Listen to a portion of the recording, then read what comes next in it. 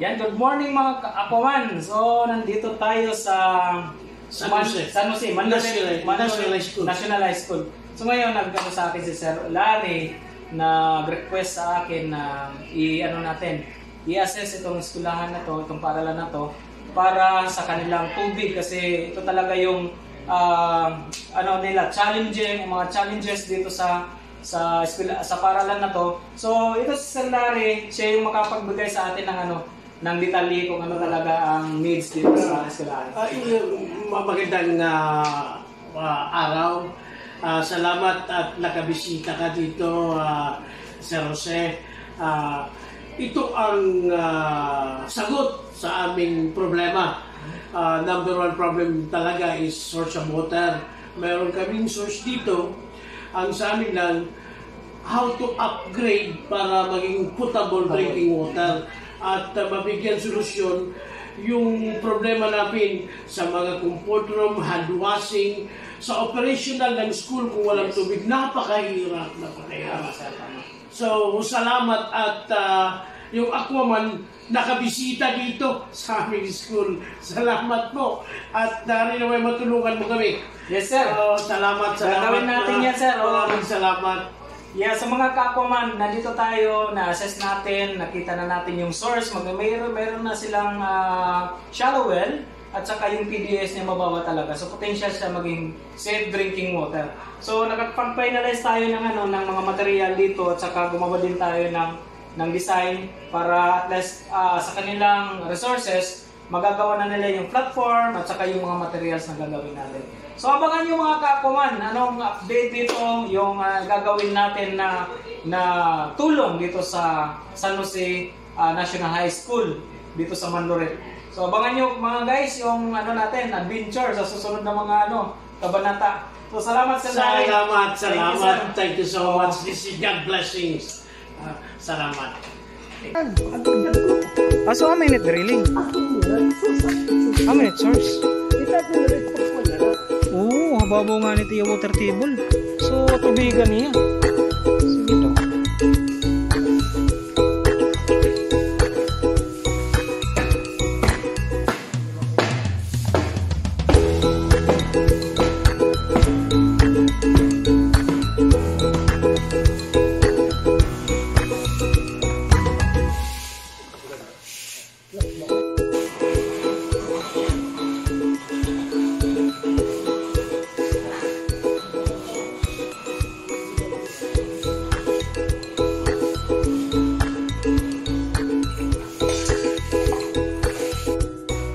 Guys, ito na yung platform para sa ating Biosan filter. So ngayon, ito yung source na bubuhayin natin. Iano natin doon sa Biosan filter. Yan. So, mababaw lang yung water table dito, guys.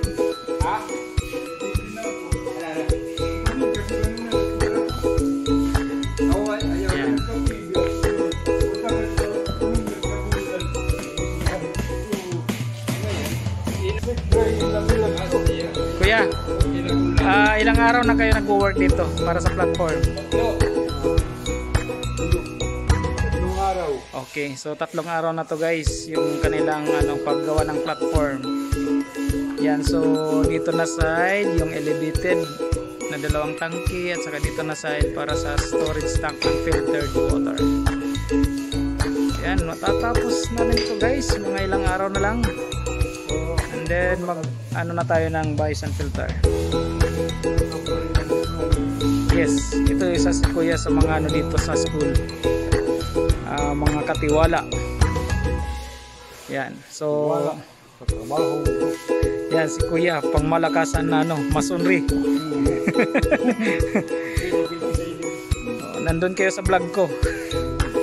Actually, pag natapos ito guys, mga more than 3,000 student yung mga ka-benefit ng malinis na tubig dito sa San Jose National High School.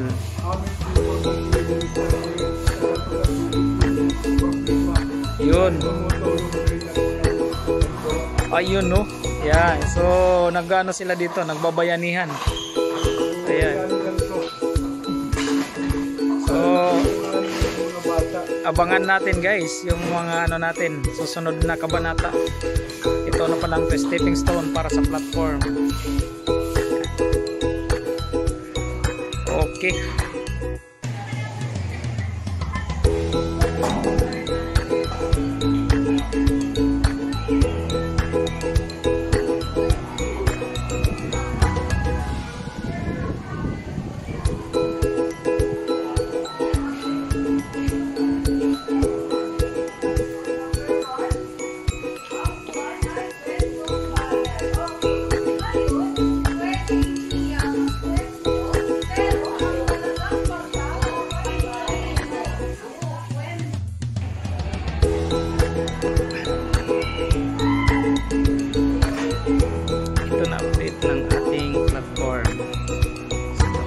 Sila gumawa ng platform.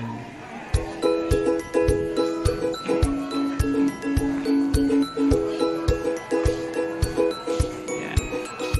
So ito yung tinutulungan natin ngayon mga ka-Aquaman, through technical support. Ayan, kung makikita nyo, mayroon na silang platform, mayroon na silang tank, at saka may mga material na din sila. So ngayon, ongoing yung project natin sa Project Aquaman. Shout out kay Kuya, sila yung gumawa ng ano na yan, ng platform. Ayan, so sila din yung tumutulong sa atin, support dito sa ating Project Aquaman. Ayan, so nandito silang lahat, sila yung tutulong din sa atin. Ayan, so, nandito na yung ating technical team lead, si Papa Dance. Ayan, kaway-kaway. Ayan, so ongoing tayo mga ka-Aquaman, and then pray for us para matapos natin itong water projects natin. Ito yung ano natin mga ka-Aquaman, ito yung nagpapatulong sa atin na paaralan para magkaroon sila ng sufficient water supply dito sa kanilang compound. Yan, mag-start na tayo mga ka-Aquaman. Nandito na yung mga material lahat. Sa inyong team, magsiset up tayo ngayon.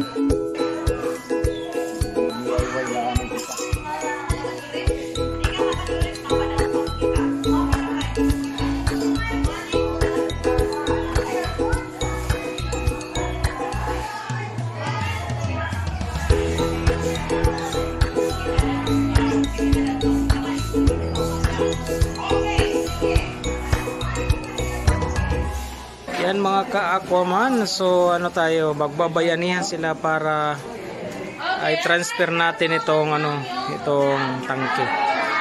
Yan. So kasama natin yung ating mga dito, mga support dito sa San Jose National High School. Yan sila Kuya. Kaway-kaway kayo, kaway-kaway. Ayan. So silang lahat. Ito yung support natin dito sa ating Project Aquaman. So ngayon tatanggalin natin itong itong drum, itong tangke na to, stainless, tapos ipapatong natin dun sa ating platform. Okay.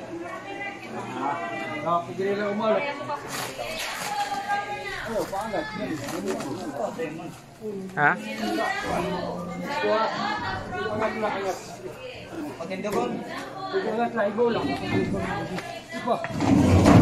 Oops.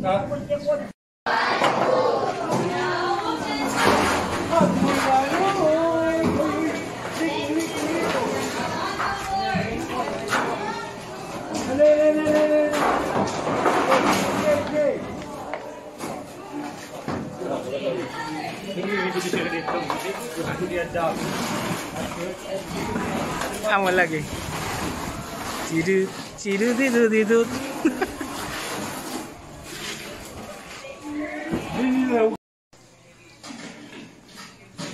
Yan, napuno rin.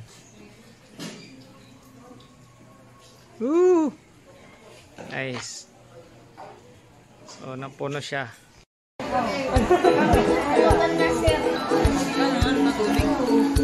Agi, kuha nito. Mineral ba yun?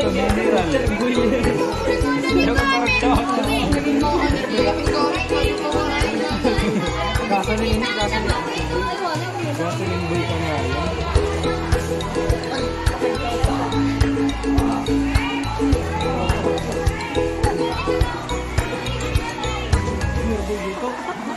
Video ka ada.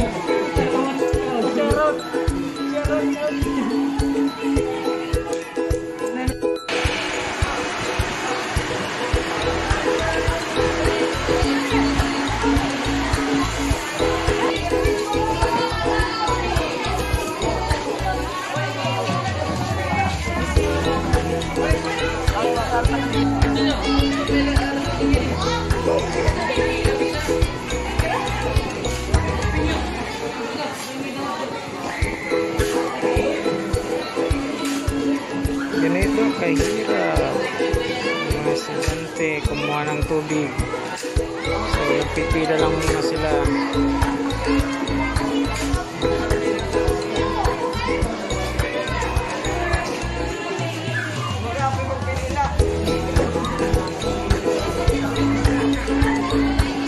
So habang ginagawa natin yung bayusan, sila naman kumukuha ng tubig.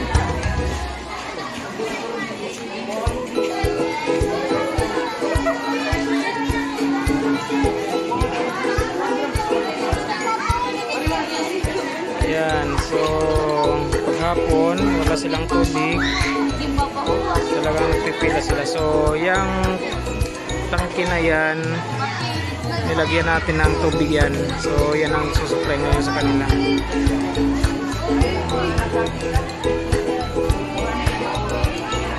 Second day natin dito sa San Jose National High School. Today mga ka-aquaman, mag-ano tayo, mag-install tayo ng under drain para sa ating bayusan filter. So kung makikita nyo sa loob, nandyan si Kuya Dante. Ang ginagawa niya ngayon, nag-install siya ng under drain pipe. Yan. So mga ka-aquaman, same pa rin yung ginagawa natin sa mga bayusan filter na malalaki para sa school and community. Wala tayong binago mga ka-aquaman. Same pa rin yung ating mga fittings. This is it. Mayroon na kaming storage tank na 5,000 liter para mag-supply ng ating bayusan filter. Ayan.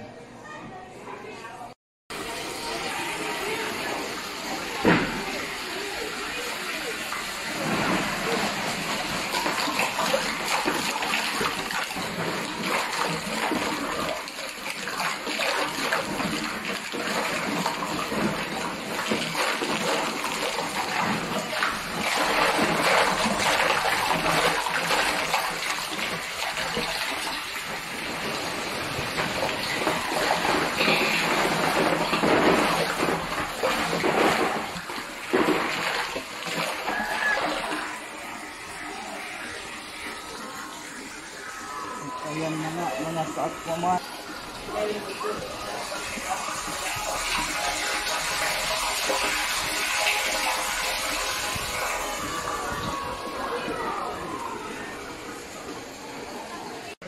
Third day natin mga ka-aquaman. Ayan, busy yung team, busy. Focus sila sa sun filtration, sun production. Ako naman mga ka-aquaman, nandito ako ngayon sa filter. Ayan. So, halos nakaset up na yung dalawang drum, yung dalawang tangke. So, itong filtration natin mga ka-aquaman, mayroon na itong under drain gravel. Tapos, i-connect na natin ito para sa finished product. So now, yan, tutulong si Aquaman ngayon kasi ito na yung ating pinakaano na kailangan ikabit na natin lahat. Yan, malapit na tayong matapos mga ka-Aquaman. Good job sa ating mga unsung heroes. Yan, set up na. Yan mga ka-Aquaman, tapos na tayo. Kompleto na yung ating bayusan filter dito sa school. Kompleto na po yan. Tapos din mga ka-Aquaman.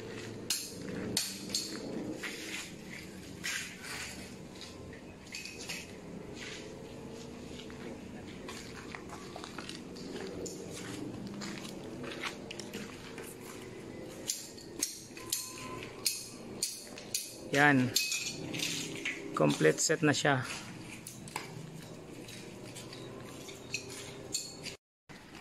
Yo mga kakuman, nakikita nyo sa likod, natapos na yung ating biosan filter dito sa San Jose National High School. So ngayon mga kakuman, proud ako sa team kasi kahit 3 lang kami, nagawa natin yan. Yes. So tingnan mo, so kasama natin si Lord sa paggawa niya kasi hindi natin kaya yan. Yang kalaki na biosan filter, maraming mga estudyante yung makaka-benefit yan. Mayroon na silang pangbuhos sa kanilang mga toilets at saka mayroon pa silang gagamitin na panglinis sa kanilang mga plato pag nagluluto sila dito. So ngayon, I'm proud sa team, itong dalawa na to, yung Project Aquaman team. So lalong-lalo na kay Sir Dante, yung team lead natin sa Project Aquaman. Hello, mga ka-Aquaman. Yan, so anong masasabi mo Kuya Dante? Salamat sa lahat ng sumusuporta sa Project Aquaman at ito na nga, natapos na kami dahil sa tulong ninyo. Maraming salamat. Alright, God bless mga ka-Aquaman. Kuya Mark, dyan ang masasabi mo? Just continue following Ayun no? para mas marami pang matulungan. Follow kayo mga guys sa ating Aquaman page para marami pa tayong ma-reach out na mga community. At para may trabaho ka. Hello mga ka-Aquaman! So nakikita nyo sa likod, natapos na natin yung ating biosan filter dito sa San Jose National High School dito sa Manloret, Tacloban City. So mga ka-Aquaman, accomplish natin. Ito yung first natin na National High School na tinulungan natin sa ating Project Aquaman Water Projects. So nakita nyo, kompletong set siya. Mayroon tayong 5,000 liter na raw water tank. So yung tubig dyan, dito yan sa drilling na yan. At saka umaakyat yung tubig papunta dyan. And then dyan din sila kumukuha ng kanilang pangbuhos sa CR, panglilig ng mga halaman. And then nandito naman yung sa gitna ang ating biosan filter. So 1,000 liter siya na tank. And then mayroon tayong storage na 1,000 liter. So ngayon, mayroon silang magagamit na panghugas ng mga plato, pangsaing, lahat ng mga gagamitin nila pang luto dito sa paaralan. Kasi kinakailangan malinis talaga yung tubig na gagamitin nila. At saka hirap sila makakuha ng malinis na tubig kasi mahina yung supply ng nawasa dito sa school na to. So yung ginagawa ng mga utility natin, nag-iigib pa sila ng container sa labas tapos dinadala dito sa paaralan. So talagang sakripisyo talaga yung paaralan na ito. And then buti na lang, ni-request tayo ng principal dito sa Sir Larry Peñalosa at saka binigyan natin ng atensyon. Kaya nandito lahat, through the effort ng kanilang principal, bumili sila ng mga material, itong lahat, pinagawa yung platform at saka yung Project Aquaman team na yung installation dito sa ating biosan filter. So, congrats sa San Jose National High School. And then mayroon na kayong malinis na tubig. And then please support Project Aquaman para marami pa tayong mga schools and communities or household na matutulungan sa ating mga project. So together with my team, Sir Dante, Sir Mark J, and myself, the founder of Project Aquaman. So maraming salamat sa mga sumusuporta sa aming project na ito. And then God bless sa ating lahat.